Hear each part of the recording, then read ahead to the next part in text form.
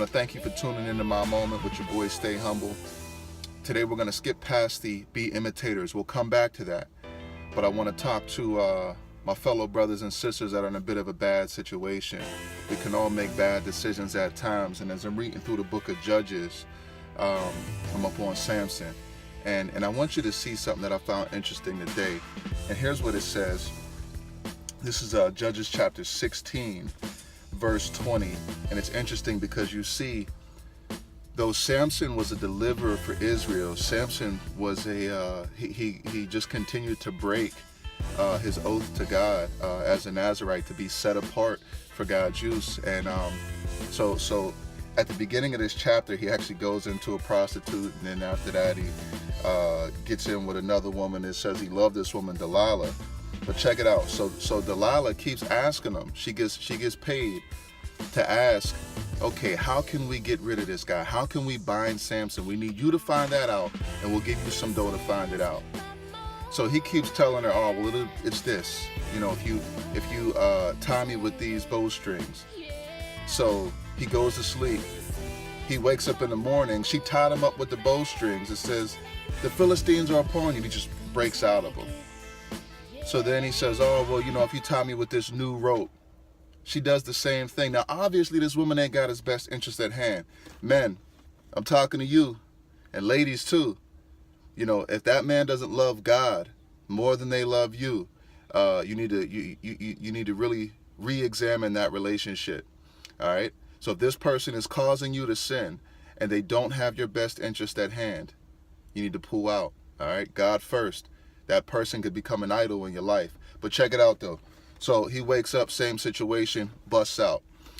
Third time, he gets a little closer. He says, if you braid my hair and put a pin in it, then I'll lose my strength and I'll be as a normal man. So she does it again. And then he wakes up, boom, gets right out, and he's good. And the funny thing is she's like, yo, you don't really love me. You won't tell me the truth. Now, you have to know better. You have to know better. But it said that she kept nagging him, is basically what the Bible says. She kept nagging him until his spirit was vexed to death. He was like, man, this woman is driving me nuts. All right, look, I'm going to tell you. So he tells her. Now, if she tried all the other three things, why would she not try this? So anyway, she tries it, has a man come in, shaves his head. Dude, he gets ready. You know, they said, the Philistines are upon you. Now, Pete, this is chapter 16, verse 20. And she said, the Philistines are upon you, Samson. And he awoke from his sleep and said, I will go out as at other times and shake myself free.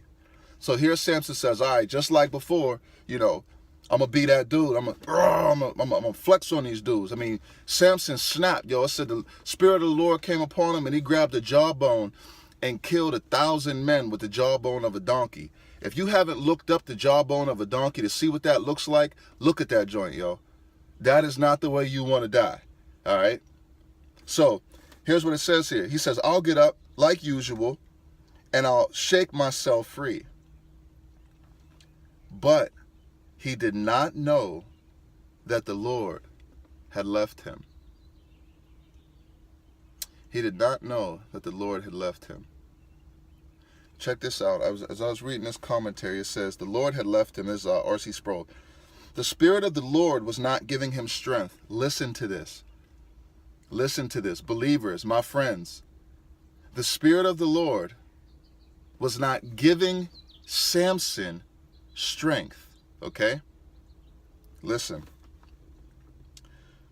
Like Saul, Samson lost the power of the Spirit because he disobeyed.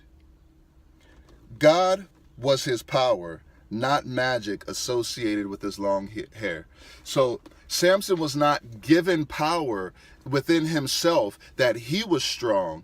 Instead, his strength was God, the Spirit, dwelling in him. Because it always says when he did these great feats and brought these deliverances, the Spirit rushed upon him. The Spirit rushed upon him. The Spirit rushed upon him, and he did these great feats, right? Well, my friends, listen. Our strength It's not God giving it to us, but our strength is in God. That's why Jesus said in John 15, apart from me, you can do nothing. He said, I am the vine, you are the branches. Apart from me, if you're disconnected from me, you can do no thing. All right. So I know we're going a little long here. I see the time ticking along. But I want to encourage you, because now that same spirit that was coming upon Samson to give him the ability to do these great exploits for God, now if you are a believer, dwells in you. What is it that you cannot do? What is it that you cannot overcome? Do you understand? So your power is not your power because you're strong. Your power is the spirit of the living God dwelling in you. So the same power that raised Christ from the dead dwells in you. Whatever the work is that he calls you, whatever the resources you need to get it done, whatever connections you need to make, God will make the way. He's given you the power to accomplish what he's called you to do. So I say all that, we come back, get rid of anything that is pulling you the opposite direction from which God is calling you. So thank you for tuning into my moment again. We're going to be getting back on Be Imitators starting on Thursday. I appreciate your time. Also, if you're in New Ken, get out and vote today. If you really have a desire to make an impact in the community and start to change things rather than just keep complaining, then show up and vote who you think is who best lines up with your value system. So grace and peace, my brothers. God bless you. Love you. This is your moment. Peace.